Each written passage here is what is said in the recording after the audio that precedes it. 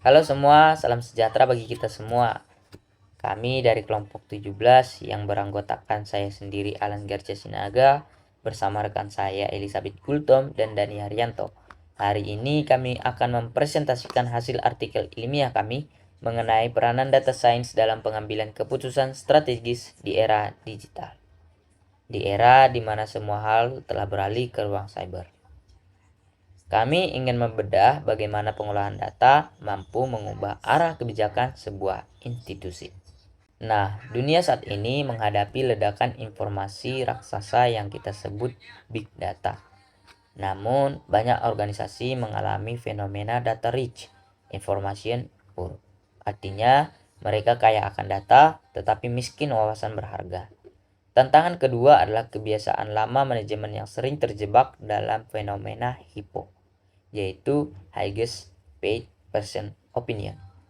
Kebijakan strategis seringkali diambil hanya berdasarkan intuisi atau opini pejabat senior yang bergaji paling tinggi, bukan berdasarkan fakta objektif di lapangan. Di tengah kondisi pasar dunia yang serba cepat dan tidak pasti, mengandalkan insting semata sangatlah berbahaya. Oleh karena itu, data science hadir sebagai jembatan ilmiah untuk menggantikan intuisi menjadi keputusan yang terukur. Selanjutnya, rekan saya Elizabeth akan menjelaskan bagaimana proses kerja sains data ini dijalankan. Baik, terima kasih untuk teman saya Alan. Sebelumnya perkenalkan nama saya Elizabeth Wanti Gultom dengan NIM 125450078 dari Prodi Sains Data. Di sini saya akan melanjutkan penjelasan mengenai siklus kerja bagaimana data mentah itu dikonversi menjadi keputusan yang strategis. Nah, di sini teman-teman bisa lihat kalau proses ini berjalan secara sistematis melalui 3 tahapan utama. Nah, di sini tahap yang pertama itu adalah akuisisi dan kurasi, di mana ini adalah proses yang menarik berbagai data mentah, baik yang terstruktur dari database maupun yang acak seperti teks dan sensor IoT. Nah, yang di sini yang kedua ini adalah eksplorasi atau EDA, di mana di tahap ini kita akan melakukan pembersihan data dari missing values atau anomali, yang kemudian ini akan dilanjutkan dengan analisis statistik untuk menemukan pola atau korelasi awal. Nah, di tahap yang ketiga ini, teman-teman bisa lihat ini adalah pemodelan dan AI. Disinilah algoritma machine learning akan diterapkan untuk menyusun skenario tren masa depan yang kemudian ini akan divisualisasikan ke dalam dashboard interaktif agar mudah dipahami oleh pihak manajemen. Baik teman-teman, kemudian saya akan menjelaskan potret implementasi lintas industri.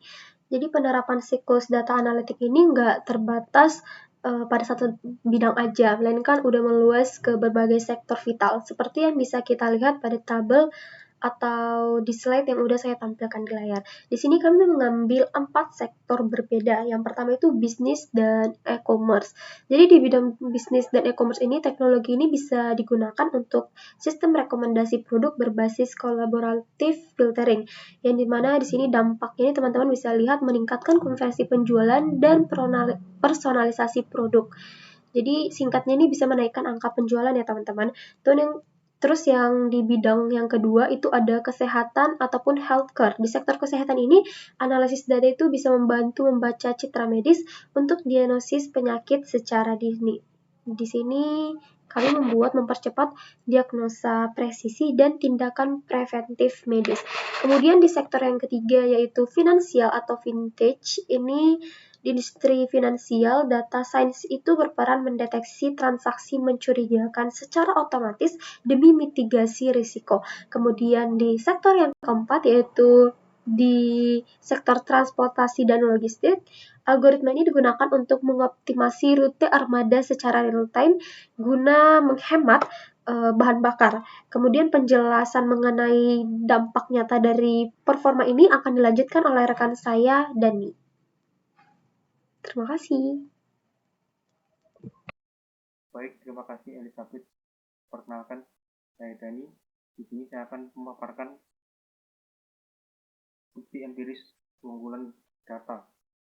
Berdasarkan riset global, membuktikan bahwa organisasi yang mengadopsi budaya data-driven education lebih kompetitif dan profitable dibandingkan pesaingnya yang masih konvensional. Mengapa demikian?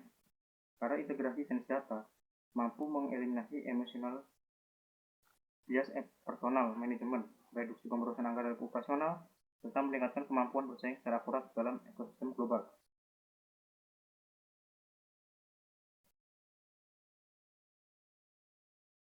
Di sini kita bisa melihat kurva performa. Keunggulan strategis organisasi berjalan secara linear, seiring dengan kematangan adopsi teknologinya. Nah, ketika suatu institusi baru berada di fase, kita bisa melihat di sini fase inisiasi atau fase eksplorasi. Mereka hanya bisa melihat apa yang terjadi di masa lalu. Nah, setelah itu saat mereka naik level ke fase prediktif atau preskriptif, komputer tidak hanya melihat data di masa depan, tapi komputer juga bisa memberikan rekomendasi tindakan konkret apa yang harus diambil untuk mengamankan keuntungan tertinggi.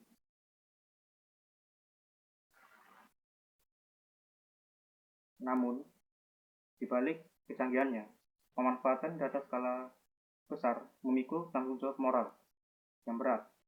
Di sini ada dua pilar utama yang wajib ditaati. Yang pertama itu kepatuhan Undang-Undang Perlindungan Data Pribadi, di mana jika ada kebocoran data masyarakat atau konsumen, itu bisa menurunkan kredibilitas instansi seketika. Nah, yang kedua itu ada transparansi algoritma. Di sini kita mengenal istilah yang namanya kotak hitam, menghindari kotak hitam black box. Apa ini? Nah, ini ketika suatu AI, suatu keputusan itu diambil otomatis diambil AI tanpa bisa dijelaskan landasan logisnya. Nah, suatu algoritma itu harus tetap akuntabel dan adil. Mungkin penjelasan selanjutnya akan dijelaskan oleh rekan saya, yaitu Alan. Nah, adapun rekomendasi strategis dari artikel ilmiah kami, pertama, organisasi harus membangun data kultur, yaitu melatih literasi data pada karyawannya di semua lini jabatan, bukan sekadar membeli perangkat lunak yang mahal. Kedua, menegakkan keamanan siber yang patuh pada regulasi UU PDP secara ketat.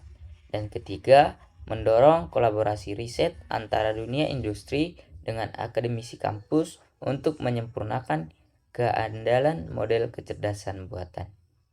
Itulah pemaparan materi hari ini dari kelompok kami. Saya persilahkan kepada Bapak, Ibu, dan rekan-rekan sekalian. Jika ada yang ingin ditanyakan atau didiskusikan lebih lanjut, silakan melalui email kami. Sebagai penutup, demikian materi yang kami sampaikan. Semoga materi ini memberikan wawasan baru dan bermanfaat bagi kita. Mohon maaf atas segala kesalahan maupun kekurangan. Atas perhatian Bapak, Ibu, dan rekan-rekan semua, saya ucapkan terima kasih.